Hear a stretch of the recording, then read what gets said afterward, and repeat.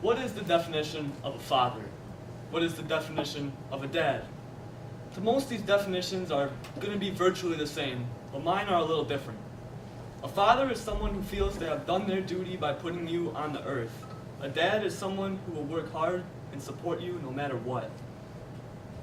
A father is a name you might find on your birth certificate, or in my case, maybe not. A dad is someone who is in your life forever and will never find a reason to desert you. My father is not in my life, but I do have a dad.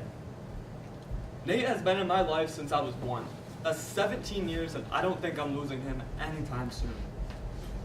He has been there through all stages of my life. He met my mom and stepped in on my dad as my dad in my early life. My middle life with him got a little bumpy. He could have left, but he stayed. In the recent past, he stood by me through my hardships and became the most understanding person I could go to.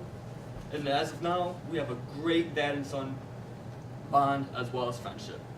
Nate staying in my life for 17 years is the most caring and unselfish thing nobody in this world could ever top. Son peeked through the blinds at Carson City Hospital on May 31st, 2000. A newborn screamed and cried, but what he didn't realize yet is that his biological father isn't present and never will be. This was me. I did not have a father figure in the room when I was born, and wouldn't have one in my life for about a year. Nate worked at McDonald's with my mom when they met. He began to help provide for my mother and I, and I'm sure at this point no one would believe he would become my dad.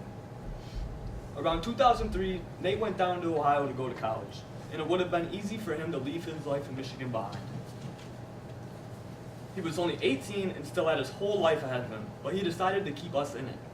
He made my mom and I a top priority and would come back almost every weekend to spend time with us. I know when people face difficulties and distance in their lives, it's easy for them to leave these things behind.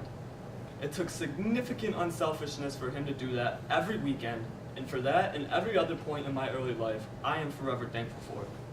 My early life was the easy part. I was a baby and didn't really have anything to worry about. My middle life was where things started to get a little turbulent. After my sister Brianna was born, we moved into the house Nate still currently lives in. While my mom still lived there, there was a lot of arguing that caused me and my family a lot more stress than what was needed. I don't know how they stayed together as long as they actually did. All the while, Nate was laid off from his job and picked up as much side work as possible to help my mother provide for us. There was a lot of disagreements leading to a few minor breakups along the way, but I'll never forget the day Nate picked me up after school when I was in 7th grade. It started as a normal day, a how was school, then followed by some awkward silence. He then broke the news that he and my mom had broken up for good and she would be moving out soon.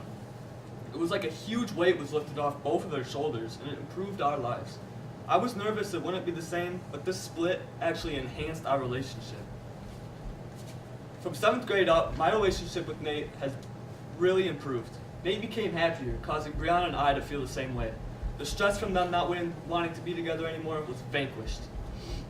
After they broke up, they decided they would split time with us. So half the time I lived with Nate and Crystal, and the other half of the time I lived with my mom and Ithaca. I haven't always been the most well-behaved child in the world, and through those hardships, I found that Nate has been the most calm and understanding person to be around. That meant a lot to me because I didn't really get that anywhere else. It was nice to not feel like he was changing up on me because of my mistakes. I'm not sure how many people have the patience or the willpower to have supported a troublemaker like myself, which proves how much he really cares. In the upcoming years, our relationship would improve even more. Since my wild child days, Nate and I have grown closer. I'm much more laid back, and that makes it easier to hold and improve my relationship with him. Now that I have found myself, I realize that Nate and I actually have a lot in common. We absolutely love to fish. That is most of our summer. If we weren't on the boat together, we were sending pictures of whatever monster smallmouth bass we caught at a random location we found in the spur of the moment. Everything between us is relaxed. There is virtually no stress. And in the near future, I plan on going to college, and I don't want to go around here. He has been the most supportive of me finding new opportunities and experiencing everything I want to while I still have the chance. All of this contributes to a great relationship between us. Nate has been one of the most caring and supportive people in my life. Meeting him in my early childhood proved to be life-changing as he would become to be my dad. My midlife with him was challenging, but we persevered and strengthened our compatibility with each other. Going through my hardships brought out an understanding side that later led to a friendship. I don't need a father, but having a dad is crucial to how I grew up and what I've learned along the way. Furious Styles once said, "Any fool with the right parts can make a baby, but it takes a real man to raise a kid."